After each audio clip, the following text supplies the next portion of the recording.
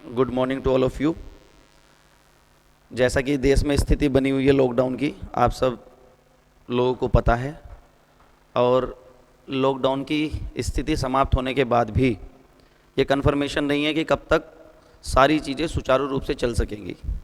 इसी को देखते हुए बहुत सारे लोगों की डिमांड थी कि ऑनलाइन क्लासेस का सेटअप स्टार्ट किया जाए। इस लॉकडाउन की स्थिति में सारी चीज़ें इकट्ठा करके पूरा सेटअप चला पाना भी अपने आप में एक टास्क है। जितना पॉसिबल हो पाया है उसको देखते हुए मैं आज पहली वीडियो शूट कर रहा हूँ, और पहला वीडियो के शूट में जो मेरा कंटेंट रहेगा वो वही रहेगा जो कोचिंग सेंटर को पढ़ाने के समय रहता है।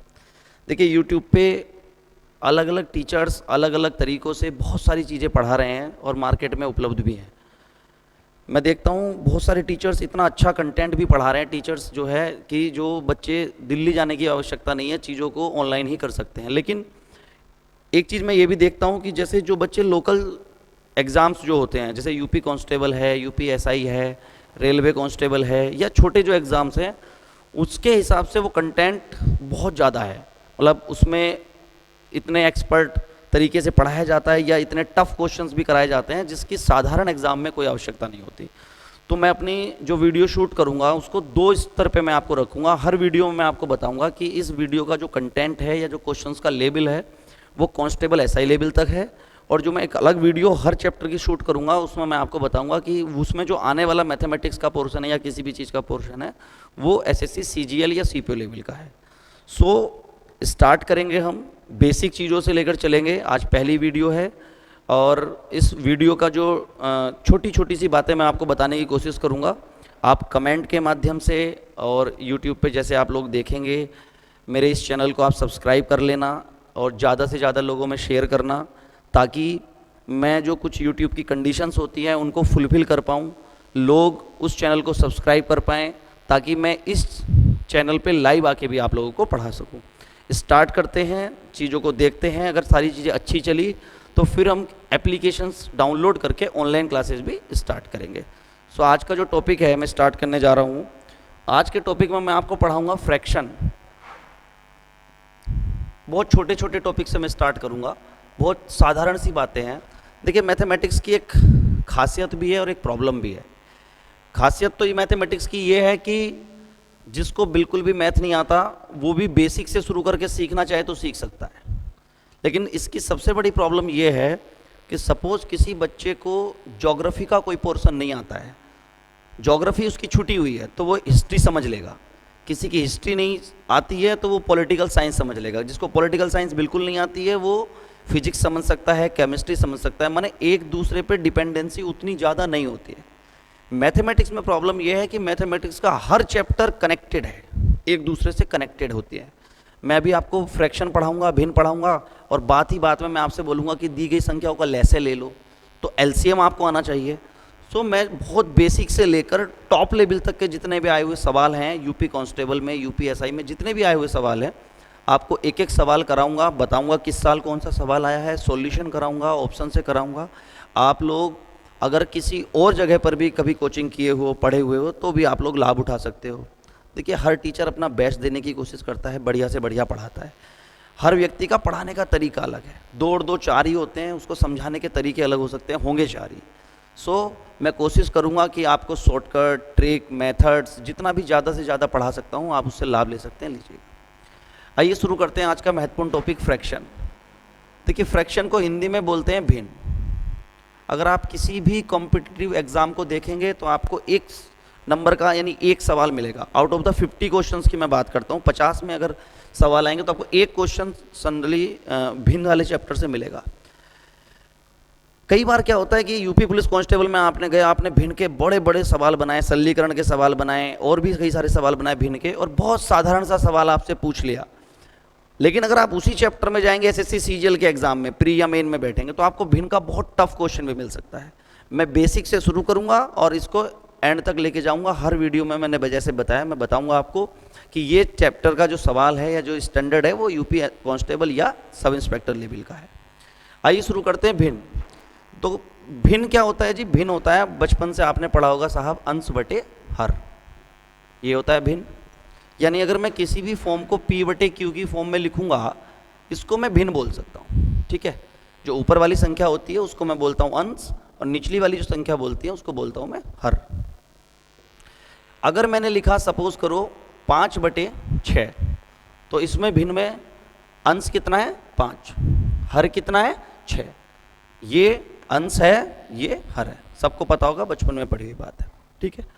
अब मैं आपसे कुछ बेसिक सी बात करता हूँ। अगर मैं आपसे बोलता हूँ कि मैंने एक संख्या लिखी 3, ठीक है, और एक संख्या मैंने लिखी 4, बेसिक सी मैं आपसे बात कर रहा हूँ, तो बेटा बताओ 3 और 4 में बड़ा कौन सा है? तो आप कहेंगे 4 बड़ा है। क्यों? क्योंकि आपने बचपन से पढ़ा है कि 3 के बाद 4 आता है, 4 के बाद 5 आता है। लेकिन अगर आपसे बोल दूं कि 3 के बटे में मैंने 7 लिख दिया और 4 के बटे में मैंने 9 लिख दिया, अब मैं आपसे पूछता हूँ बताओ कौन सा बड़ा है, तो अब आप उतनी जल्दी उत्तर नहीं दे पाएंगे, क्योंकि अब ये फ्रैक्शन फॉर्म बन गई। हमने अभी जो पढ़ा था वो एक सिंपल संख्या थी जो हमको जानकारी थी। सो इस क्वेश्चन को बनाने में या इसके साथ में मैं अगर और भी संख्या लिख देता हूँ 5/12, या कोई भी संख्या लिख देता हूँ 11/17, ऐसी कोई भी संख्या लिखता हूँ और मैं आपसे पूछता हूँ बताओ सबसे बड़ी फ्रैक्शन कौन सी है और सबसे छोटी फ्रैक्शन कौन सी है, तो ये 1 नंबर का क्वेश्चन हर कांस्टेबल लेवल एग्जाम में, आपको आरपीएफ में हो, रेलवे का अलग से एग्जाम हो, एसएससी जीडी हो, यूपी कांस्टेबल हो, हर एग्जाम में एक क्वेश्चन बड़ा सिंपल सा मिलता है। वो ये भी पूछ सकता है कि बताइए ये जो संख्या दी गई है इसमें सबसे छोटी भिन्न कौन सी है। वो ये भी पूछ सकता है बताइए जो संख्या दी है इसमें सबसे बड़ी भिन्न कौन सी है। वो बोल सकता है इसको असेंडिंग ऑर्डर में लगाइए, इंक्रीजिंग ऑर्डर में लगाइए, इसको आरोही या अवरोही क्रम में लगाइए। तो नंबर ऑफ क्वेश्चन इस पे 3 से 4 प्रकार से पूछे जाते हैं, लेकिन बहुत ही आसान सा तरीका है क्वेश्चन को करने का। तो मैं बोलूँगा कि आज का जो पहला टॉपिक है उसको लिख लीजिए। सबसे पहला टॉपिक है आज का भिन्नों की तुलना। कौन सी भिन्न बड़ी है, कौन सी भिन्न छोटी है, उसके टॉपिक का नाम लिख लीजिए भिन्नों की तुलना। ये आप हेडिंग लगा लीजिए भिन्नों की तुलना। पहला टॉपिक हम पढ़ रहे हैं भिन्नों की तुलना। देखिए मैं भिन्नों की तुलना करने से पहले कुछ छोटी छोटी बात आपको बताना चाहता हूं। जैसे भिन्नों की तुलना करने के 3 से 4 तरीके हैं। आप भिन्नों की तुलना 3 से 4 तरीके से कर सकते हो। मैं पहले आपको कॉन्सेप्ट समझाऊंगा, बाद में आपको बताऊंगा विद इन 10 सेकेंड आप किसी भी एग्जाम का किसी भी क्वेश्चन को कैसे तरीके से कर सकते हैं, 10 सेकेंड के अंदर। देखिए मैंने एक संख्या लिखी 3, एक संख्या लिखी 4, एक संख्या लिखी 6, एक संख्या लिखी 7, ठीक है।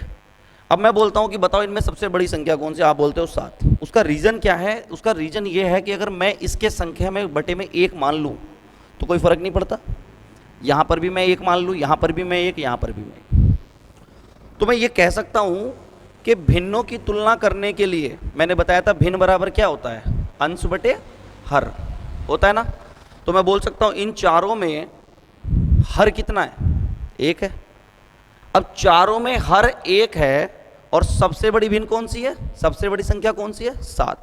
तो यहां से एक कॉन्सेप्ट डेवलप होता है, एक बात डेवलप होती है कि जब संख्याओं का हर समान हो, इक्वल हो, तो जिस संख्या का अंश सबसे बड़ा होगा वो भिन्न सबसे बड़ी होगी। फॉर एग्जाम्पल मान लीजिए मैंने लिखा 5/12, 7/12, 9/12, 11/12। इस कंडीशन में सब नीचे क्या है, 12 है, हर कितना है, सेम है। तो आपसे अगर कोई पूछे कि बताओ सबसे बड़ी भिन्न कौन सी है, तो जिसका अंश सबसे बड़ा है वो भिन्न सबसे बड़ी होगी। तो ये भिन्न सबसे बड़ी है, उससे छोटी, उससे छोटी, सिंपल है, ठीक है। ये हुआ एक कॉन्सेप्ट जो कई किताबों में दिया हुआ है, इसको आपको बस समझना था, ध्यान रखने की कोई खास आवश्यकता नहीं है। आइए दूसरा मेथड देखते हैं। मान लेते हैं हम कहते हैं जी मैं एक संख्या लिखता हूं यहां पर भी 5, 5, 5, 5, ठीक है। अब की बार मैंने अंश को बराबर कर लिया, हर जगह अंश बराबर है 5, और मैं यहां पर लिख रहा हूं 6, 7, 8, 9। अब अगर मैं पूछता हूं बताओ सबसे बड़ी भिन्न कौन सी है, तो इस कंडीशन में सबका अंश क्या है, बराबर। इससे पहले वाले में सबका क्या था, हर बराबर था, इसमें क्या बराबर है, अंश। तो मैं कहूंगा कि जब अंश बराबर होता है तो जिस संख्या का हर सबसे बड़ा होता है वो संख्या सबसे छोटी होती है, वो भिन्न सबसे छोटी होती है। उल्टा होता है तो ये भिन्न छोटी होगी, तो ये फिर ये फिर ये, सबसे बड़ी ये होगी, सबसे छोटी ये होगी। ये क्या तरीका हुआ, जब मुझे क्या बराबर करना होता है, अंश। ये भी किताब में एक मेथड दिया हुआ है, इसको भी आपको केवल जानना था, याद रखने की कोई आवश्यकता नहीं है। क्यों नहीं है? क्योंकि इन दोनों कंडीशन में या तो हमें हर बराबर करना होता है या हमें अंश बराबर करना होता है, लेकिन जो क्वेश्चन आपका आएगा ना उसमें अंश बराबर होगा ना हर बराबर होगा। तो भिन्नों की तुलना करने के लिए डायरेक्ट तरीका क्या है, कैसे आप भिन्न को बता सकते हो, देख रहे ही मात्र 5 से 7 सेकंड में कि कौन सी भिन्न बड़ी है और कौन सी भिन्न छोटी है, उसका मैं आपको एक शॉर्ट ट्रिक या मेथड बता देता हूँ। उसको देखते ही आप बता देंगे कौन सी भिन्न बड़ी है कौन सी भिन्न छोटी है। भिन्नों की तुलना में पहला, ना अंश बराबर करने की जरूरत है ना हर बराबर, उसको दशमलव मेथड भी बोलते हैं, डेसिमल मेथड भी बोलते हैं। देखिए जैसे मैं क्वेश्चन ले लेता हूँ, आप यहीं से ले लेता हूँ, 5/7, 7/9, 11/14 और एक संख्या और ले लेता हूँ 8/13। ठीक है, ये 2-4 भिन्न मैंने ली। अब जो मैंने कॉन्सेप्ट पढ़ाया था या आपने पढ़ा है उसमें क्या है कि भाई या तो आपका हर बराबर करो या आपका अंश बराबर करो, तो एलसीएम लेकर गुणा भाग करनी पड़ेगी, बहुत लंबा तरीका जाएगा। बड़ा सिंपल सा तरीका देखते हैं कि डायरेक्ट हम कैसे बता सकते हैं कौन सी भिन्न सबसे बड़ी है। देखिए क्या करते हैं, जब हम भिन्नों को भाग करेंगे, डिवाइड करेंगे, तो ये दशमलव में आएगा, ये भी दशमलव में आएगा, ये भी दशमलव में आएगा, ये भी दशमलव में आएगा, और मुझे इनकी चारों की तुलना करनी है। तो जब हम दशमलव खत्म करने के उद्देश्य से इन भिन्नों को कंपैरिजन करेंगे तो हम क्या करते हैं, सबसे मेथड आप आसान ये लगा लीजिए कि चूंकि ऊपर की संख्या छोटी है नीचे की बड़ी है तो इसलिए दशमलव में आ रहा है। आप कुछ मत कीजिए, आप सबके सामने एक जीरो लगा दीजिए, 10 से मल्टीप्लाई, आपने सभी संख्या को 10 से मल्टीप्लाई कर दिया। ठीक है, 10 से मल्टीप्लाई करने के तुरंत बाद आप इस संख्या को भाग कर दीजिए। आपने पूरा पूरा भाग नहीं करना है, केवल आपको एक अनुमान लेना है कौन सी संख्या बड़ी है। जैसे 50 7 से जाएगा, 7 7 49, यानी इसका आंसर 7 पॉइंट कुछ आएगा, बस यहीं रहने दो इसको। जैसे 9 से आप जाएगा तो 9 8 72 ज़्यादा हो रहा है तो 9 7 63, 7 पॉइंट समथिंग। 14 से जाएगा 14 6 84, 14 7 98, 14 8 112, 7 दशमलव। और 13 से आपका जाएगा तो 13 6 78, 13 7 91, 6 दशमलव, 13 6 78। तो अगर आपसे पूछा जाए कि बताओ सबसे बड़ी सबसे छोटी संख्या कौन सी है, तो क्लियर दिख रहा है कि भाई ये 6 पॉइंट समथिंग है, ये सब 7 7 7 है, तो सबसे छोटी संख्या तो ये आ गई।